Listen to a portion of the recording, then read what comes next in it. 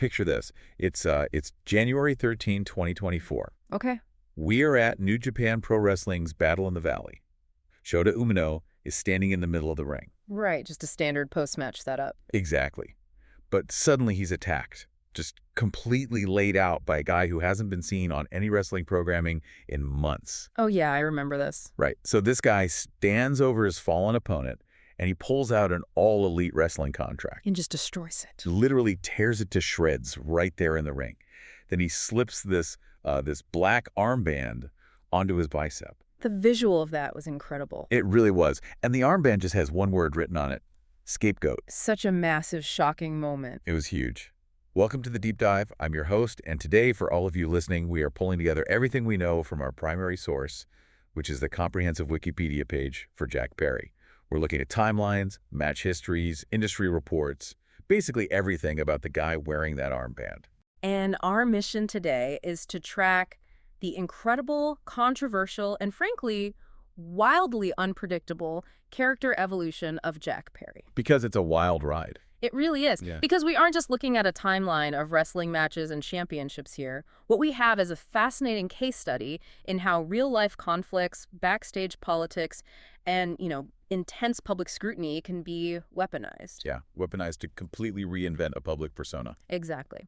We're going to examine how a performer takes the absolute lowest, most radioactive moment of their professional career and uses it as the foundational building block for a masterclass in modern audience manipulation. Okay, let's unpack this, because you really can't understand Jack Perry or why the audience reacted to him the way they did without understanding the shadow he was born into. Right, the family legacy. Exactly. Born in Los Angeles in 1997, his father was the late, incredibly famous actor Luke Perry. Which is a huge shadow. Massive. And his maternal grandfather was the Scottish novelist and screenwriter Alan Sharp. So, growing up with famous parents is a heavy burden in any industry. But for you listening, think about professional wrestling. Oh, wrestling fans are brutal about that. They really are. They can smell nepotism from a mile away. They usually reject anyone who looks like they got a shortcut. Which makes his entry into the business so critical, because he didn't leverage his father's Hollywood connections to get some slick, highly produced debut. Not at all. He went the grueling route. I mean, he grew up a massive fan of the industry. There's that great detail from the source about him attending WWE's 2009 SummerSlam with his dad when he was just 12 years old. Right. But when he actually started on the independent circuit in 2015, he didn't debut as Luke Perry's son. He didn't even use the name Jack Perry. So what did he do? He debuted at an underground Empire Wrestling event under the remarkably generic ring name Nate Coy. Nate Coy. I mean, that's about as indie as it gets. It is. Yeah. But he was taking the bumps, paying his dues in the dirt like everyone else. Right, Nate Coy. Yeah. But that name doesn't last, and the way he loses it is just pure indie wrestling magic. It really is. So he's working the 2015 West Coast Cruiser Cup. He's got this incredible mane of long, curly hair, and he's wearing these minimal, loin cloth-like shorts with leopard print. The visual is very specific. Very. He steps out, and the crowd takes one look at him, connects the visual to Tarzan, and they spontaneously start chanting Jungle Boy at him. What's fascinating here is his initial reaction to that organic crowd response. He didn't like it, right? He actually hated it. He thought the Jungle Boy gimmick was ridiculous. Wow. Yeah, he wanted to be a serious competitor, not some novelty act. But he didn't fight the crowd on it. No, and that shows a level of maturity that a lot of young wrestlers completely lack. He saw the pop it was getting. He realized the audience was handing him a unique hook on a silver platter. So he just embraced it. He put his ego aside and leaned all the way in. And for anyone listening, there's a massive lesson there. Sometimes the market, or your audience, sees a strength in you that you initially dismiss because it doesn't fit the rigid vision you had for yourself. That's a great point. And leaning into it paid off astronomically. By 2019, AEW is forming, and they bring him in as a foundational piece of the roster. And he forms Jurassic Express. Right, with Luchasaurus and Marco Stunt. Yeah. And they get the rights to the 1985 synth-pop hit Tarzan Boy by Baltimora. Just such a great entrance. Oh, it was perfect. Oh, The visual of him coming out, riding on the shoulders of a dinosaur while thousands of fans sing the "Oh Oh" chorus. He was the ultimate white meat babyface. the ultimate good guy. Exactly. But how does he transition from being a fun indie act to a legitimate main event threat? Through a very deliberate old-school booking ascent. They didn't rush him at all. He goes 10 minutes in a time limit draw with the veteran world champion Chris Jericho in late 2019. Which proves he can hang with the legends. Exactly. Then he wins a casino battle royale in 2021 to get a shot at Kenny Omega.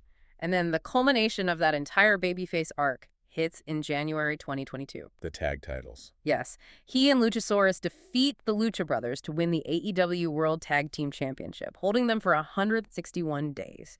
He had reached the absolute peak of that specific character's potential. But in this industry, you can't be the naive, happy-go-lucky underdog forever. The audience eventually craves edge. They do. So by mid-2022, the pure babyface run is getting a little stale.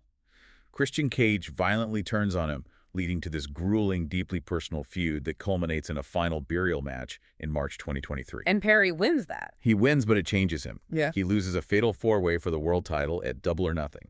And then at Forbidden Door in June 2023, the dam just breaks. He loses to Sanada. Yep, loses to Sanada, and immediately lays out his friend Hook, a vicious textbook heel turn. And he didn't just turn heel, he completely torched the past. He really did. He dropped the Jungle Boy moniker entirely. He demanded to be called by his real name, Jack Perry. He ditched Tarzan Boy for the ominous first movement of Beethoven's Symphony No. 5. That Beethoven entrance was intense. It was. He was desperately trying to force the audience to take him seriously as a hardened, dangerous competitor, and he eventually won the FTW Championship from Hook. Which brings us to August 2023. Yeah. All In at Wembley Stadium in London. The big one. One of the highest attended wrestling events in history.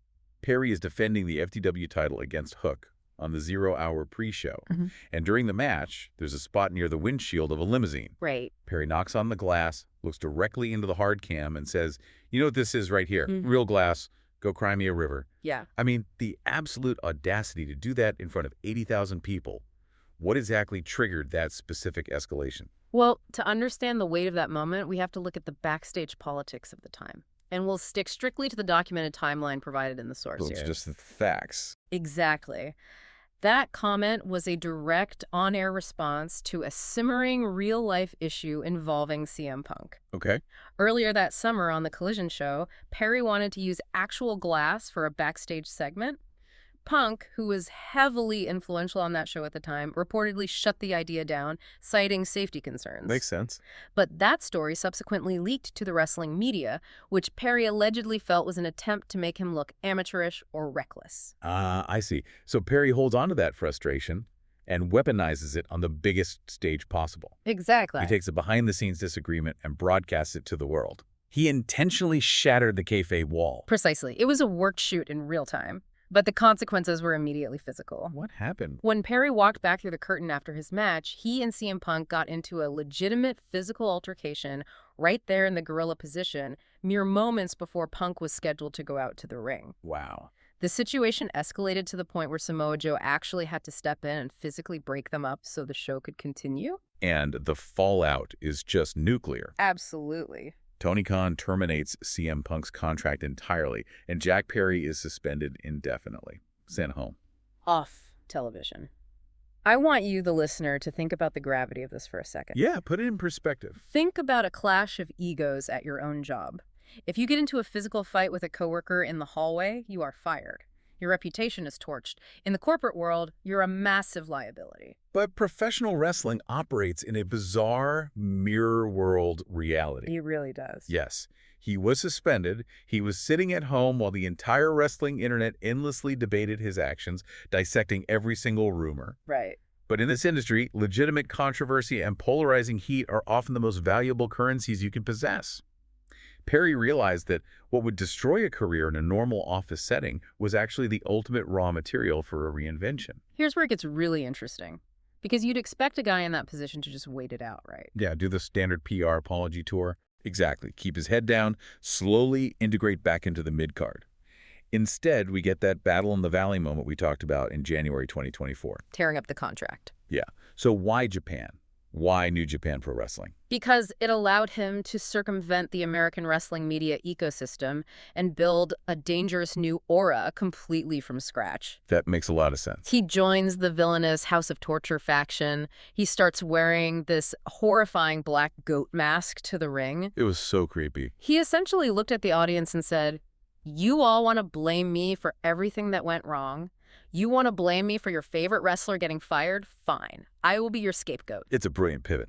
And he brings that radioactive scapegoat persona back to AEW in April 2024 at the Dynasty pay-per-view. A huge moment. The Young Bucks, who famously had their own severe real-life issues with CM Punk, are in a ladder match for the tag titles against FTR. Yeah. A masked man interferes, pushes over the ladder, and helps the Bucks win. And then he unmasks. He pulls off the mask, and it's Jack Perry. He officially joins the Elite alongside the Bucks and Kazuchika Okada. They take it so far that they actually perform an in-ring attack on AEW President Tony Khan. They are blurring the lines of reality so heavily it's giving the audience vertigo. Seriously. That's the hallmark of this entire run. It was incredibly violent and fed entirely off genuine audience animosity. He's getting real visceral heat. Yeah. At Double or Nothing, he scores the winning pin on Bryan Danielson in the Anarchy in the arena match. And then he captures the vacant TNT Championship in a ladder match at Forbidden Door. And what he does to that TNT Championship belt Yeah. is the visual peak of this entire era. Oh, it's wild. He doesn't just wear it, he Yeah. desecrates it. He spray paints the entire plates black, splatters red paint all over the center to mimic blood, and he rips off the standard strap, replacing it with this warped, tattered piece of leather. It looked like something out of a horror movie. It really did. If we connect this to the bigger picture, the psychological brilliance here is undeniable. When he was suspended, his career was in a nosedive. Instead of letting the controversy define him as a mistake, he dared the internet to hate him more. He doubled down. He took the ugliest, most stressful moment of his career, the literal shattered glass, and spun it into absolute gold. He made himself undeniably relevant by leaning into the exact thing everyone was already criticizing him for. And it resulted in some of the most intense television AEW has produced. He defends that blood-splattered title against Darby Allin in a coffin match at All In. Brutal match. And in the Blood and Guts match, Allin literally threatens to set Perry on fire, forcing his elite teammates to surrender to save his life. It's a completely unhinged presentation. It was. He eventually loses the TNT Championship to Daniel Garcia at Full Gear in November 2024. And then he just vanishes. A full 10-month sabbatical. 10 months. He is entirely off AEW programming for the end of 2024 and the vast majority of 2025. In today's landscape, with a 247 content cycle, stepping away for almost a year feels like career suicide.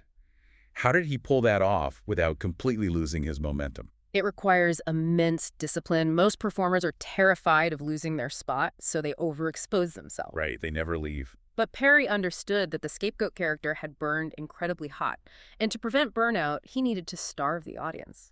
By intentionally disappearing, he allowed the fans to reset their expectations. It built a massive amount of mystique. Exactly. Absence makes the heart grow fonder, even in professional wrestling. Which sets up the next massive pivot. All Out, September 2025. After 10 months in the wilderness, Perry makes a surprise return. And the twist here is incredible. It is. He doesn't come back to rejoin the Elite. He actually attacks the Young Bucks. He turns face, saves Luchasaurus, and reforms Jurassic Express. He's a good guy again for the first time since the summer of 2023. But notice the nuance in how he came back. He didn't hit the undo button. What do you mean? He didn't regress to being the naive, pure, babyface Jungle Boy. When he returned, he was billed under a new epithet, Jumble Jack Perry. Oh, wow. It's the perfect synthesis of the two halves of his career. Exactly.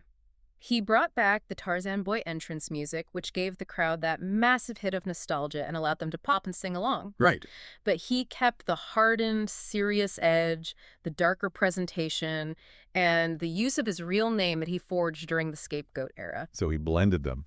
He successfully merged the beloved indie darling that fans originally connected with the dangerous, battle-tested veteran he had become through all the backstage drama and grueling matches. And that brings us to his current status in late 2025 and early 2026.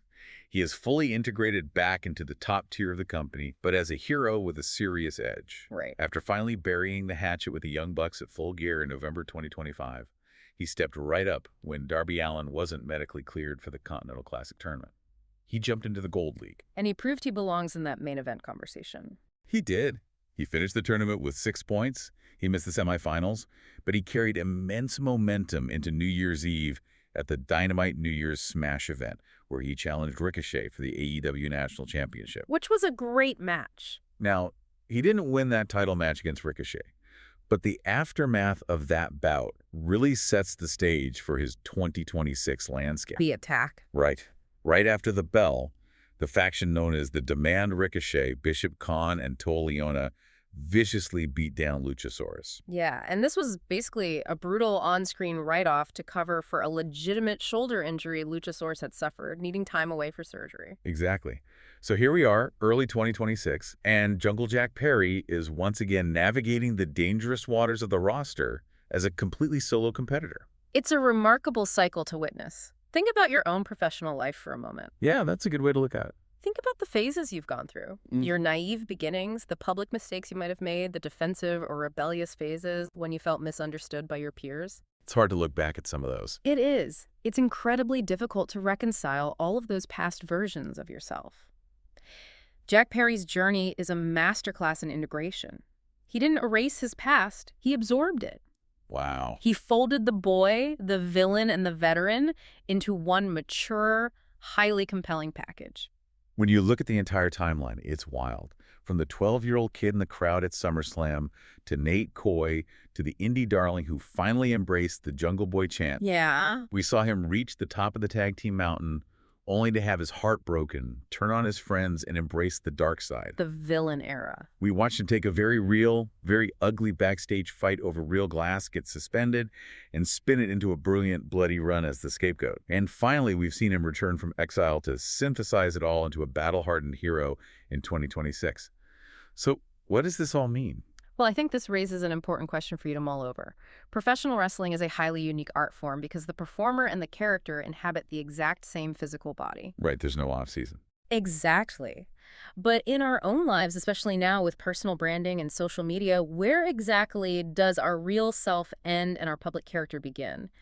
The lines are blurrier than ever. They really are. Jack Perry showed us that sometimes the only way to survive the total destruction of your public image isn't to hide.